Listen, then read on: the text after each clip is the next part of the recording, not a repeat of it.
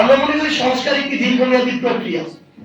1971 পরবর্তীতে বিগত 53-54 বছরে বাংলাদেশের যে সংস্কারটি হওয়া প্রয়োজন ছিল সেই সংস্কারটি বাংলাদেশে হয়নি। আবার আগামীতে 4-5 বছরে আমাদের প্রত্যাশিত সংস্কারগুলো হয়ে যাবে একটু সম্মত।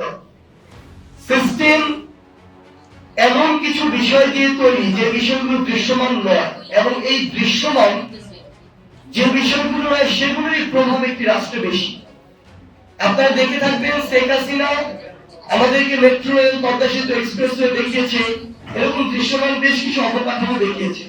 এগুলোর গুরুত্ব আছে অনেকগুলো, আবার অনেকগুলো ছিল লুটপাটের ক্ষেত্র। কিন্তু অদৃশ্য যে জিনিসগুলো আমরা দেখতে পাই না, আপনার সেবা, আমলাতন্ত্র থেকে পাওয়া সেবা, শিক্ষা প্রতিষ্ঠান থেকে আপনি যে সেবা পান, হাসপাতাল থেকে যে সেবাটি পান, এই সেবাগুলো আপনি কিন্তু চোখে দেখেন না, এটা অনুভব করা যায়। এগুলোকে ধীরে ধীরে ভিতর থেকে সিন্ডিকেটের মাধ্যমে হোক, চাঁদাবাজির মাধ্যমে হোক, স্বজনপ্রীতির মাধ্যমে হোক, এগুলোকে ধীরে ধীরে ধ্বংস করে দেওয়া হয়েছে। এবং একটা দীর্ঘ সময় পরে আমরা আমাদের জায়গা থেকে যে অনুভব করতে পেরেছি যে এই সিস্টেমগুলো ধ্বংস হয়ে গিয়েছে, করাপ্টেড হয়ে গিয়েছে।